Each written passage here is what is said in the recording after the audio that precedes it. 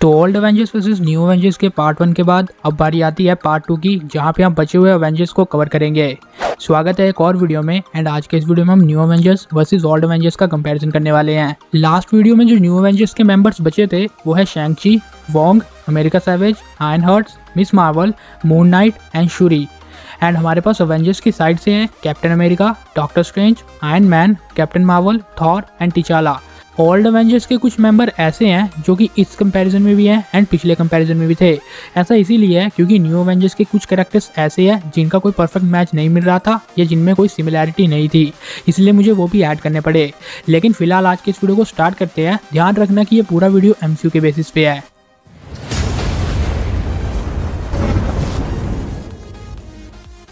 पहले new Avengers के कुछ मेंबर्स की बात कर लेते हैं। शुरुआत करते हैं शैंग-ची से। शैंग-ची यानी वेनवू का बेटा कमाल का कुंफू फाइटर है, जिसने 14 साल की उम्र में ही अपनी सारी ट्रेनिंग खत्म कर ली थी, जिस वजह से इसके पास कमाल की कॉम्बैट स्किल्स हैं एंड 10 रिंग्स हैं। 10 रिंग्स एक बहुत कमाल का वेपन है जो वेनवू यूज करता था एंड इस वेपन की हेल्प से वेनवू ने बहुत सी लड़ाइयाँ भी जीती थी। लेकिन अब ये वेपन है शैंग-ची के पास, जिसकी हेल्प से ये अपने यूजर के स्ट्रेंथ को इंक्रीज कर देता है, ड्यूरेबिलिटी देता है, स्टेमिना देता है, फ्लाइट देता है, प्रोजेक्टिव अटैक्स देता है and chain generation, mystical energy generation, projectile manipulation and project portal creation जैसी ऑसम एबिलिटीज प्रोवाइड करता है। 10 रिंग्स ही वो वेपन था जिस वेपन की हेल्प से शैंग-ची ने डार्क ट्वेलर को मार दिया था, जो कि एक बहुत पावरफुल ड्रैगन था। नेक्स्ट मेंबर है Wong. Wong sorcerer of supreme है, यानी master of mystical arts. Wong के पास वो सब एबिलिटीज हैं जो डॉक्टर स्ट्रेंज कर सकते हैं। बाकी वोंग के बारे में आपको बहुत ज़्यादा पता है। अगली मेंबर है अमेरिका सैवेज। अमेरिका को हमने मल्टीवर्स ऑफ मैडनेस में देखा, जहाँ पे इसके पास स्पेशल एबिलिटी थी कि ये एक ही पंच से पोर्टल खोल सकती है एंड इंटर डायमेंशनल ट्रैवल कर सकती है। अमेरिका सैवेज एक स्पेशल डायमेंशन से आई थी जो कि थी उटोपियन पैरेलल। ये डायमेंशन ओवरसी एक बहुत पावरफुल आइडेंटिटी डैमेज के अंदर एंड इसी की वजह से अमेरिका को उसकी पावर भी मिली है। नेक्स्ट मेंबर है आयरन हार्ट। आयरन हार्ट यानी रिरी एक बहुत बड़ी जीनियस है, जिसे हमने वकांडा फॉरएवर में भी देख लिया है। कॉमिक्स में भी इसके पास आयरन मैन जैसे बहुत से आर्मर्स है एंड ये आयरन मैन की लेगेसी को कंटिन्यू करती है। नेक्स्ट मेंबर है मिस मार्वल। मिस मार्वल यानी कमाला खान को उसकी पावर मिलती है उसके ब्रेसलेट से, जो उसे मिले थे अपने ग्रैंडपा का जंग साफ करते हुए। मिस मार्वल की ये ब्रेसलेट्स उसे इलास्टिसिटी की पावर देते हैं। कई हद तक ये पावर सिमिलर है फैंटास्टिक फोर के लीडर रीड रिचर्ड की तरह, लेकिन इसकी एक वीकनेस भी है और वो है EMPs। नेक्स्ट मेंबर है मून नाइट। मून नाइट को उसकी सारी पावर कॉन्शू से मिलती है, जो कि एक बहुत पावरफुल इजिप्शियन गॉड है। इसके अलावा मून नाइट की मेन एबिलिटीज इंक्रीज होती है फुल मून के साथ। ऑलरेडी माना जाता है कि वो अपने peak human level strength and durability में है, लेकिन अगर फुल मून में आए तो वो और भी ज्यादा इंक्रीज हो जाती है। ये कमाल के कॉम्बैट स्किल्स रखता है एंड कमाल के वेपन्स होल्ड करता है। लास्ट में इसकी बस एक वीकनेस है और वो है इसकी मेंटल स्टेट यानी multiple personality disorder. Last member है शूरी। शूरी यानी टिचाला की बहन को हम लोग जानते ही है, जो कि ब्लैक पैंथर की लेगेसी को कंटिन्यू कर रही है। शूरी एक जीनियस है एंड उसके कमाल के इन्वेंशन तो आपने देखे ही होंगे। लास्ट में मैं इतना ही कहूँगा कि वो second most genius super hero है, क्योंकि नंबर 1 पे तो आयरन मैन ही रहेगा। अब हम इनका कंपैरिजन करते हैं, क्योंकि ओल्ड एवेंजर्स के बारे में आपको मुझसे भी ज़्यादा पता है। तो सबसे पहले बात करते हैं शैंग-ची वर्सेस कैप्टन अमेरिका की। तो कैप के साथ हम म्योल्निर को ऐड नहीं करने वाले हैं, क्योंकि वो थॉर का वेपन है और अगर वो अपनी शील्ड के दम पे शैंग-ची को हराने के बारे में सोच रहा है तो ऐसा नहीं हो सकता। शैंग-ची के पास अगर 10 रिंग्स होगी तो वो कैप्टन अमेरिका को आराम से डिफीट कर सकता है। 10 रिंग्स की पावर क्या है ये हमने मूवी में देखी, क्योंकि अकेले ही पूरी आर्मी को तबाह कर सकती है, पावरफुल डिफेंसिव फोर्स जनरेट कर सकती है। ऊपर से 10 रिंग्स की हेल्प से इतने पावरफुल एंड बड़े डार्क ट्वेलर नाम के ड्रैगन को मारा गया था, तो कैप्टन अमेरिका कुछ भी नहीं है 10 रिंग्स के आगे। लेकिन अगर हम शैंग-ची को 10 रिंग्स नहीं देते हैं एंड ये fight hand to hand combat में होती है, तब कैप्टन अमेरिका के बहुत ज्यादा चांसेस है या वही जीतेगा। क्योंकि जिन लोगों को ऐसा लगता है कि उसने कमाल की कुंफू ट्रेनिंग की है, तो दूसरी तरफ कैप्टन अमेरिका है जिसने बहुत से फाइटिंग स्किल सीखी है। कैप्टन अमेरिका की सबसे बड़ी एडवांटेज है कि वो बहुत से फाइटिंग स्किल्स को मिक्स कर देता है एंड उनको मिक्सअप करके यूज करता है, जैसा उसने आयरन मैन के खिलाफ भी किया था। सेम ऐसा ही वो टास्क मास्टर के खिलाफ भी कर चुका है कॉमिक्स में, जिस वजह से टास्क मास्टर उसके अटैक को कॉपी भी नहीं कर सकता था।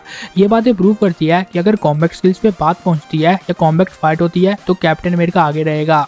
लेकिन हम उसके साथ 10 रिंग्स को इजीली ऐड कर रहे हैं, क्योंकि वो इसके डैड को मिली थी एंड अब ये इसके पास है। तो अगर हम 10 रिंग्स को ऐड करते हैं तो तब शैंग-ची कैप्टन को हरा देगा। अब बात करते हैं वोंग वर्सेस डॉक्टर स्ट्रेंज की। तो वोंग अब सॉर्सर सुप्रीम बन चुका है। तो अगर आपको ऐसा लगता है कि वो डॉक्टर स्ट्रेंज से ज़्यादा पावरफुल बन गया है तो आप लोग गलत हैं, क्योंकि डॉक्टर स्ट्रेंज का मुकद्दम उन सबसे ऊपर है, जो कि एंशिएंट वन ने खुद कंफर्म किया था। ऊपर से डॉक्टर स्ट्रेंज को master of the mystical arts कहा जाता है, यानी उससे बेहतरीन स्पेल्स को यूज़ करना कोई नहीं जानता। ऊपर से उसके पास आयो फागामोटो थी, तो उसने पहले ही प्रिडिक्ट कर लिया था कि फ्यूचर में क्या होने वाला है। वोंग जिन भी स्पेल्स का यूज करेगा उनसे 1000 गुना ज्यादा नॉलेज एंड 1000 गुना ज्यादा पावरफुल स्पेल्स जनरेट करके देगा आपको डॉक्टर स्ट्रेंज, क्योंकि डॉक्टर स्ट्रेंज जो एक बार पढ़ लेता है वो कभी नहीं भूलता, जो कि उसने खुद कहा था। Overall Doctor Strange easily Wong को बीट कर सकता है। और बिल्कुल सेम ऐसा ही Iron Man and Iron Hearts के कंपैरिजन में भी है कि आयरन मैन है and Iron Hearts. Iron Man की टेक्नोलॉजी, उसके आर्मर्स एंड उसका दिमाग, वो तीनों ही आयरन हर्ट से बहुत आगे है एंड आयरन मैन भी इस बैटल को जीतेगा। बिल्कुल इसी तरह अगर हम कैप्टन मार्वल या टिचाला के कंपैरिजन करते हैं, मतलब captain Marvel versus miss Marvel and T'Challa versus शूरी, तो उनके चांसेस भी ज्यादा हैं। कैप्टन मार्वल मिस मार्वल से बहुत ज्यादा स्ट्रॉन्ग है एंड ऊपर से मिस मार्वल उसे अपनी इंस्पिरेशन मानती है। कैप्टन मार्वल के energy projection attacks miss Marvel को लगते हैं तो वो हार सकती है। ऊपर से उसका एक्सपीरियंस उससे बहुत ज्यादा है एंड वहीं पे कमला खान एक पिच्ची है। लेकिन शूरी एंड ब्लैक पैंथर का बैटल थोड़ा इंटेंस हो सकता है, क्योंकि शूरी एक जीनियस है एंड उसे पता होता है कि फाइट के बीच में क्या करना है। वो थोड़ी कॉम्बैट स्किल्स भी जानती है जो वो टिचाला के खिलाफ यूज कर सकती है। लेकिन तब भी टिचाला के चांसेस ज्यादा इसीलिए हैं क्योंकि वो बहुत पावरफुल कॉम्बैट स्किल्स का यूज करता है एंड ऊपर से उसे पता है कि सूट का किस तरह परफेक्टली यूज करना है। इस सूट को यूज करने का ज्यादा एक्सपीरियंस भी टिचाला के पास है, इसलिए टिचाला के चांसेस ज्यादा हैं। लेकिन अगर हम शूरी को प्रिपरेशन टाइम देते हैं तो उसके चांसेस बहुत ज्यादा हो जाएंगे, क्योंकि शूरी एक जीनियस है एंड उसे पता होगा कि वाइब्रेनियम टेक्नोलॉजी को किस तरह मैनिपुलेट करना है, क्योंकि वो यही करती आई है। इसलिए वो ब्लैक पैंथर के आर्मर के आगे कुछ ऐसी चीजें रखेगी या कुछ ऐसे वेपन्स बनाएगी जिससे वो डिसअपियर हो सकता है। यानी कि अगर प्रिपरेशन टाइम मिलता है तो ब्लैक पैंथर हार जाएगा, लेकिन अगर नहीं मिलता है तो शूरी इस बैटल को हार जाएगी। तो अब बारी आती है थॉर वर्सेस मून नाइट की। जिन लोगों को ऐसा लगता है कि जिस तरह कॉमिक्स में जब थॉर ने मून नाइट के खिलाफ अपने हैमर का यूज किया एंड मून नाइट ने उस हैमर का यूज थॉर के ऊपर ही कर दिया, क्योंकि उस हैमर में जो स्टोन यूज हुआ था वो मून का था, तो वैसे ही अगर मून नाइट करेगा जो थॉर हार जाएगा, तो वो लोग गलत हैं। एमसीयू में थॉर अपने हैमर के ऊपर निर्भर नहीं रहता है, जो बात थॉर रैग्नारोक में खुद प्रूफ हुई है, जहाँ पे उसे बात पता चलती है कि वो गॉड ऑफ हैमर नहीं बल्कि गॉड ऑफ थंडर है। यानी कि अगर वो म्योनिर का यूज नहीं भी करता है तब वो मून नाइट को बीट कर देगा। थॉर उसके ऊपर लाइटनिंग मैनिपुलेशन यूज कर सकता है एंड लास्ट में अपने वेपन यानी स्टॉर्म ब्रेकर की हेल्प से टेलीपोर्टेशन कर सकता है। वो बायफोर्स से उसे ऐसी जगह टेलीपोर्ट कर देगा जहाँ पे मून का नामो निशान नहीं होगा, मतलब उसकी पावर कम हो जाएगी एंड देन थॉर अपने स्टॉर्म ब्रेकर के हिट से उसे आराम से हरा सकता है। मैं ये बात नहीं कर रहा कि वो उसे मार देगा, वो सिर्फ उसे नॉकआउट कर पाएगा, क्योंकि मून नाइट इमॉर्टल है बिकॉज ऑफ कोंशू। इस बैटल में मजा तभी आएगा जब फुल मून नाइट हो, लेकिन फुल मून नाइट हर टाइम हो ऐसा तो हो नहीं सकता। ऊपर से फुल मून नाइट का एकदम 0% इफेक्ट आएगा, क्योंकि अगर फुल मून होता है तो थॉर अपने क्लाउड से उन्हें आराम से ढक देगा, यानी मून नाइट होपलेस हो जाएगा, क्योंकि वो मून को ही ढक देगा अपने क्लाउड से एंड देन उसे बीट कर देगा। ध्यान रहे कि मैं यहाँ पे ये बात नहीं कर रहा हूँ कि थॉर कोंशू जैसे एल्डर गॉड को हरा सकता है या उसे मार सकता है। मैं यहाँ पे उसके अवतार यानी मून नाइट की बात कर रहा हूँ, जिसे वो नॉकआउट कर देगा, क्योंकि वो इमॉर्टल है, यानी थॉर इस बैटल को जीतेगा। अब न्यू एवेंजर्स के पास एक और मेंबर बची है, यानी अमेरिका सैवेज।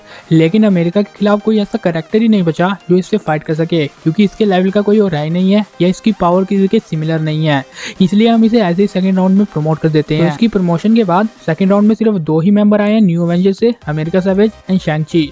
लेकिन ओल्ड एवेंजर्स से doctor strange, iron man, captain Marvel, Thor, T'Challa, ये पांचों इन दोनों को आराम से बीट कर सकते हैं। अमेरिका सैवेज थोड़े टाइम के लिए खतरा बन सकती है, लेकिन थॉर जैसे कैरेक्टर की ड्यूरेबिलिटी के आगे वो कुछ नहीं कर सकती।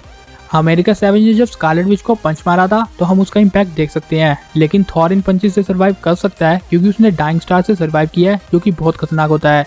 लेकिन अमेरिका सैवेज अगर उसे किसी और डायमेंशन में भेज देती है तब उसके लिए खतरा हो सकता है। लेकिन मुझे नहीं लगता कि थॉर जैसे कैरेक्टर की ड्यूरेबिलिटी इतनी कमजोर है कि अमेरिका सैवेज उसे पंच मारे और वो उड़ते हुए किसी और डायमेंशन में ही पहुंचता है। वो उससे थोड़ा पीछे तो होगा, लेकिन इतना भी नहीं कि डायमेंशन को ब्रेक करके कहीं और ही पहुंच जाए। ओवरऑल थॉर फिर अपने स्टॉर्म ब्रेकर, म्योनिर एंड थंडरबोल्ट की हेल्प से आराम से उसे बीट कर सकता है। और इसके साथ साथ iron Man and captain Marvel जैसे कैरेक्टर का सपोर्ट तो है ही है। और ऊपर से अगर हम शैंग-ची की बात करते हैं तो डॉक्टर स्ट्रेंज अपने स्पेल से उसे ट्रैप कर सकते हैं, आयरन मैन अपनी टेक्नोलॉजी से उसे ट्रैप कर सकता है एंड कैप्टन मार्वल एंड टीचाला उसे आराम से बीट कर सकते हैं। ऐसा नहीं है कि इन सबको कंबाइन होकर जाना पड़ेगा तभी ये उसे हरा पाएंगे। Doctor strange, iron man, captain Marvel and Thor जैसे कैरेक्टर इतने पावरफुल है कि वो उसे सिंगल हैंडली बीट कर सकते हैं अपने दम पे। यानी कि ओल्ड एवेंजर्स फिर से बैटल जीत चुके हैं एंड न्यू हार चुके हैं। और वैसे भी न्यू एवेंजर्स को भी दिखाया कितना गया है, फ्यूचर में उनकी बारी है तो देखते हैं कि वो कितने पावरफुल होते हैं एंड क्या वो ओल्ड एवेंजर्स के लेवल के बन पाएंगे या नहीं। लेकिन खैर आज के इस वीडियो को तो हम यहीं पे खत्म करते हैं। आप मुझे नीचे कमेंट में जरूर बताना कि आपका फेवरेट एवेंजर कौन है एंड आपको क्या लगता है कि old Avengers end new Avengers के इस शोडाउन में विनर कौन होगा। आप अपनी personal opinion and personal list में कमेंट में जरूर शेयर कर देना। तो अगर आपको ये वीडियो जरा से भी पसंद आई होगी तो इसे लाइक एंड शेयर जरूर कर देना। चैनल को सब्सक्राइब करके बगल वाले बेल आइकन को जरूर ऑन कर देना। Thanks for watching.